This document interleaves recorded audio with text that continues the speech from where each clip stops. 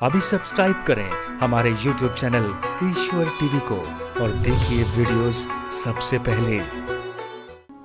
जब भगवान श्री कृष्ण अवतार के रूप में नारायण ने ले लिए तो नारायण ने एक बड़ी सुंदर बात कही थी कि जाओ मुझे वहां पर नंद बाबा के यहाँ छोड़ आओ, वहां जाकर मैं लीला करूंगा और कुछ समय के बाद तुम्हें मिलूंगा।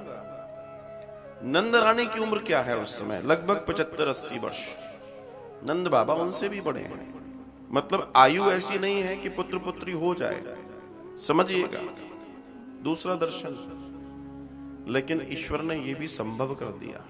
वो ठीक है, माया ऐसी लगाई कि कभी कोई समझ ही नहीं पाया इस बात को। ये माया थी, ये माया थी। लेकिन अगर आप उनके प्रति समर्पित हैं तो उनकी माया भी हमारा विरोध नहीं कर सकती, हमारे साथ में खड़ी हो जाती है। यह है माया। और ये समझना है, ये जानना है। भगवान ने अनेकों लीलाएं की, चाहे वो बालपन की खेल खेल में की गई लीलाएं हो या अन्य दूसरी लीलाएं हो। उसमें माधुरी लीला भी है और ऐश्वर्य लीला भी है। दोनों लीलाएं शामिल हैं, दोनों लीलाएं शामिल हैं। और उन दोनों लीलाओं का दर्शन है ईश्वर की सत्ता का दर्शन, ईश्वर की सत्ता का दर्शन। भगवान जब आपसे प्रेम करते हैं तो आपके साथ दो काम करते हैं।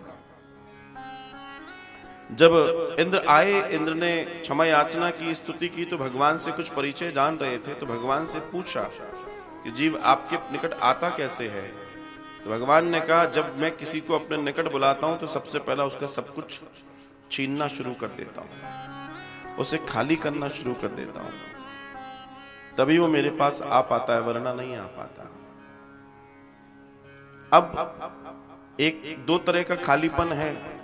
एक आपके सामान और ये दुनियादारी वाला हिसाब किताब, ये बहुत महत्वपूर्ण नहीं है, क्योंकि लोगों ने जगत में रहकर भी जगतपति को पाया है। कोई जंगल वंगल नहीं गए कई लोग।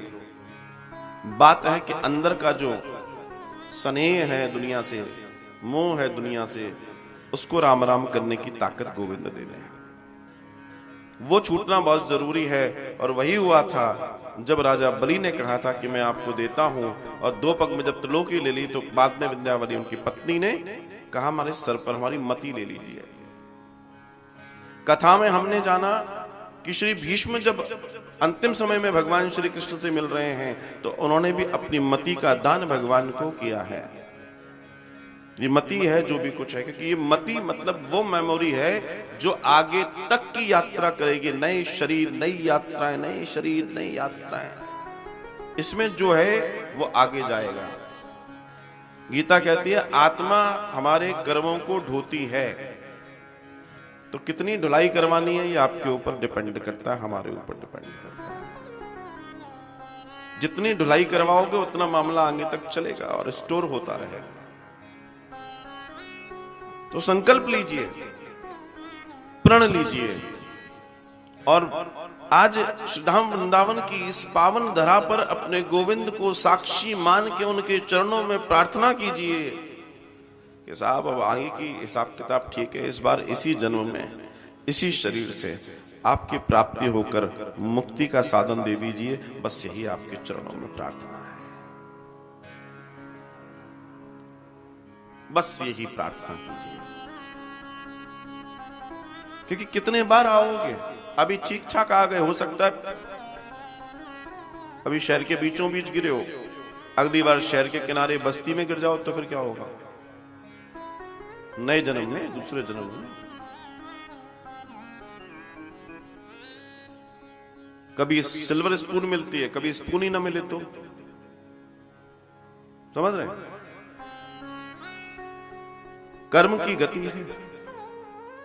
हम जो आए हैं अपने प्रारब्ध को लेकर आए, कुछ किया होगा तो आज भोग रहे हैं।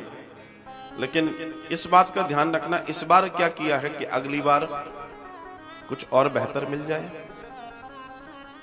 ये दर्शन बहुत जरूरी है।